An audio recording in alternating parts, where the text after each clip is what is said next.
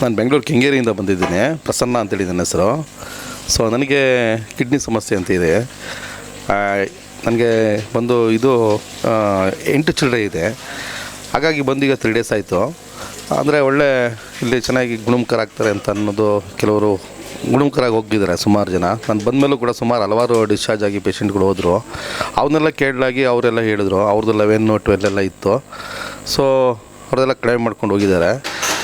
ಹಾಗಾಗಿ ಎಲ್ಲ ವಿಚಾರ ಮಾಡಿ ಇಲ್ಲಿ ಮೆಡಿಷನ್ಸು ಮತ್ತು ಸ್ಟಾಪು ಎಲ್ಲರೂ ಕೂಡ ಒಳ್ಳೆ ತುಂಬ ಹ್ಯಾಪಿಯಾಗಿ ಎಲ್ಲನೂ ಇದು ಮಾಡ್ತಾರೆ ಸಂತೋಷವಾಗಿ. ಸೊ ಹಾಗಾಗಿ ನಾನು ಇಲ್ಲಿ ಬಂದು ಅಡ್ಮಿಂಟ್ ಆಗಿದ್ದೀನಿ. ಈಗ ಬಂದು 3 ಡೇಸ್ ಆಯಿತು. ಸೊ ಪರವಾಗಿಲ್ಲ, ಯೂರಿನ್ ಎಲ್ಲ ಕರೆಕ್ಟಾಗಿ ಪಾಸ್ ಆಗ್ತಿದೆ ಮತ್ತು ಮೋಷನ್ ಎಲ್ಲ ಕರೆಕ್ಟಾಗಿ ಹೋಗ್ತಾಯಿದೆ. ಆಗ ಒಂದು ಸ್ವಲ್ಪ ಸ್ಟಕ್ ಆಗ್ತಾಯಿತ್ತು, ಯೂರಿನ್ ಸ್ವಲ್ಪ ಸ್ಟಕ್ ಆಗ್ತಾಯಿತ್ತು. ಈಗ ಕರೆಕ್ಟಾಗಿ ಕ್ಲಿಯರ್ ಆಗಿದೆ. ಈಗ ಏನು ತೊಂದರೆ ಏನಿಲ್ಲ. ಮೆಡಿಷನ್ಸ್ ಕಂಟಿನ್ಯೂಗೆ ಅವರೇ ಮೆಡಿಷನ್ಸ್ ಆ ಟೈಮ್ ಟು ಮೆಡಿಷನ್ಸ್ ಕರೆದು ಕೊಡ್ತಾರೆ. ಹಾಗಾಗಿ ಕರೆಕ್ಟ್ ಟೈಮ್ ಮೆಡಿಷನ್ ತೊಗೊತಾ ಇದ್ದೀವಿ. ಮೇಯ್ನಾಗಿ ಏನಪ್ಪ ಅಂದರೆ ನಾವು ಅವ್ರು ಕೊಡುವಂಥ ಮೆಡಿಷನ್ನ ಕರೆಕ್ಟ್ ಟೈಮ್ ಪಿಕಪ್ ಮಾಡಬೇಕು ನಾವು ಕರೆಕ್ಟಾಗಿ.